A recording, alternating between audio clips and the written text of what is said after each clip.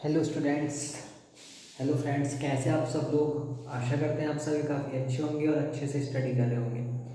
सो इस वीडियो में हम लोग डिस्कस करने वाले हैं क्लास 12 इलेक्ट्रोमैग्नेटिक वेव्स का लास्ट लेक्चर, जिसका नाम है hertz experiment.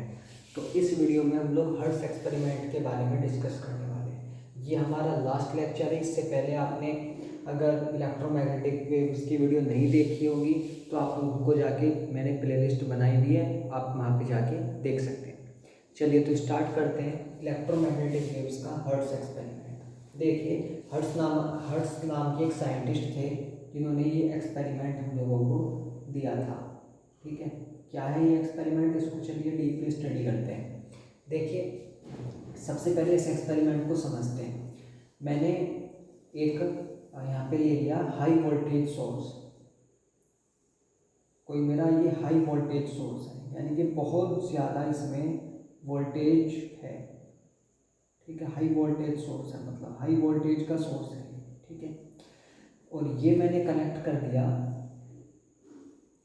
To metallic plates से। ये मेरी क्या हो गई, मेटेलिक प्लेट। ठीक है, ये मेरी क्या हो गई, यहाँ पे मैंने दो मेटेलिक स्फीयर भी ले लिए। ठीक है, ये मेरी दो मेटेलिक प्लेट हो गई। एक ये मेटेलिक प्लेट मेरी ये हो गई और एक मेटेलिक प्लेट मेरी ये हो गई।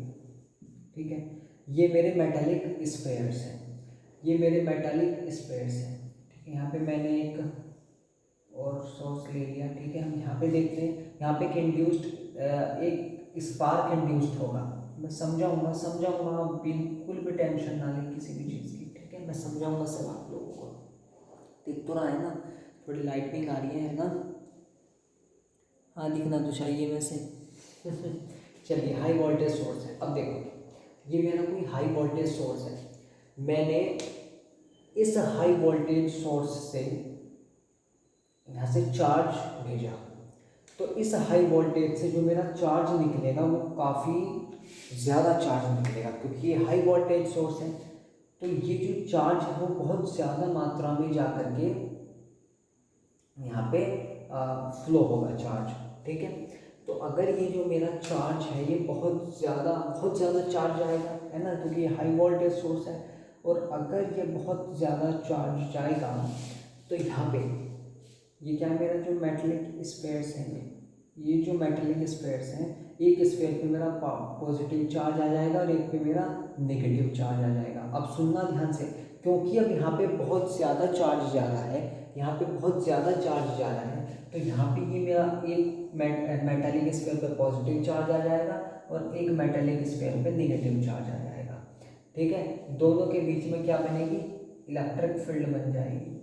दोनों के बीच में क्या बन जाएगी, स्ट्रॉन्ग इलेक्ट्रिक फील्ड बन जाएगी। क्या बन जाएगी, स्ट्रॉन्ग इलेक्ट्रिक फील्ड बन जाएगी। बहुत ज़्यादा ताकतवर एक इलेक्ट्रिक फील्ड बन जाएगी। क्यों बन जाएगी, क्योंकि चार्ज बहुत ज़्यादा मात्रा से जा रहा है। क्यों जा रहा है, क्योंकि ये मेरा हाई वोल्टेज सोर्स है। ठीक है, कोई तो यहाँ पे मेरा ये जाएगा।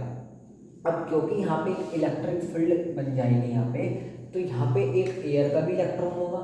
ठीक है, एयर इलेक्ट्रॉन। ठीक है, तो ये क्या करेगा, इस एयर में घूम रहे इलेक्ट्रॉन को क्या कर लेगा, अपनी तरफ खींच लेगा। ठीक है, ये अपनी ओर इस इलेक्ट्रॉन को खींच लेगा, क्योंकि अगर ये इलेक्ट्रॉन को अपनी ओर खींचेगा, अब क्योंकि हाँ ये इलेक्ट्रॉन को अपनी ओर खींचेगा तो इस इलेक्ट्रॉन पे एक तरीके का फोर्स लगेगा। ठीक है, ये इलेक्ट्रॉन को जब खींचने का क्या मतलब होता है, क्या होता है खींचने का मतलब, खींचने का मतलब होता है पुल करना, एक तरीके का फोर्स लगेगा। यानी कि यहाँ पे इलेक्ट्रिक फील्ड स्ट्रेंथ में तो यहाँ पे एक तरीके का उस इलेक्ट्रॉन पे फोर्स लगेगा। तो उस फोर्स के कारण वो जो चार्ज क्या होगा, वो एक्सेलरेट या ओसिलेट होगा। इस तरीके से एक्सेलरेट या ओसिलेट होगा, वो चार्ज एक्सेलरेट या ओसिलेट होगा। क्यों होगा, क्योंकि वो स्ट्रॉन्ग इलेक्ट्रिक फील्ड के जब संपर्क में आएगा तो उस पर एक तरीके का फोर्स लगेगा जो कि उस इलेक्ट्रॉन को या चार्ज को एक्सेलरेट कर देगा। क्या कर देगा, एक्सेलरेट या ओसिलेट कर देगा। और अगर वो चार्ज एक्सेलरेट होगा, अगर वो मेरा चार्ज एक्सेलरेट हुआ तो मेरे भाइयों मेरे को बताओ कि वो जो चार्ज मेरा एक्सेलरेट होगा, वो जो चार्ज मेरा एक्सेलरेट होगा उसको क्या बोलोगे? चार्ज अगर एक्सेलरेट होगा, देखिए मैंने लास्ट की इलेक्ट्रोमैग्नेटिक वेव्स का पहले ही लेक्चर था, उसमें मैंने आपको अच्छे तरीके से बताया था कि भाई जब भी कोई मूविंग चार्ज होगा तो वो इलेक्ट्रोमैग्नेटिक वेव्स नहीं बनाएगा। सॉरी, मैंने वहाँ पे आपको बताया था कि मूविंग चार्ज भी इलेक्ट्रोमैग्नेटिक वेव बनाता है, जो कि नहीं बनाता, ठीक है। तो वो मूविंग चार्ज इलेक्ट्रोमैग्नेटिक वेव नहीं बनाता। जब कोई चार्ज एक्सेलरेट होता है तो वो इलेक्ट्रोमैग्नेटिक वेव बनाता है, ठीक है। अब कहने का मतलब क्या है मेरा? कहने का मतलब केवल इतना है कि इस चार्ज के एक्सेलरेट होने से यहाँ पे एक स्पार्क प्रोड्यूस होगा।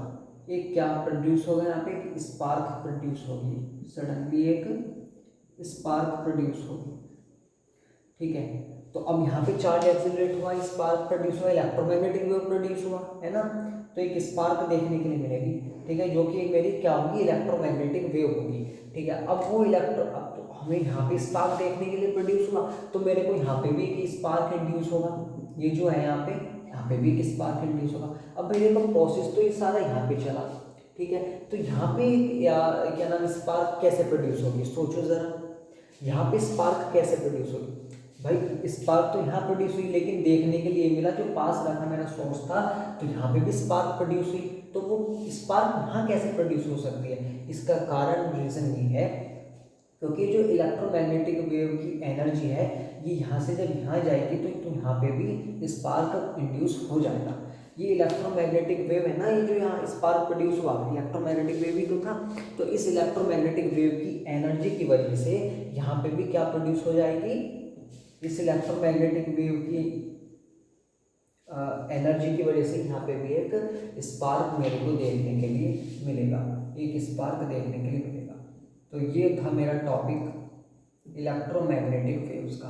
देखिए वैसे तो मैंने आपको ये टॉपिक सारा एक्सप्लेन कर दिया है, लेकिन फिर भी अगर आपको लगता है कि कुछ छूट गया हो तो कमेंट में ज़रूर बताइएगा, मैं उसको भी शॉर्ट आउट कर दूँगा। थैंक यू वीडियो देखने के लिए, और इसी के साथ जो हमारा इलेक्ट्रोमैग्नेटिक वेव्स का लेक्चर था वो समाप्त हुआ। Thank you.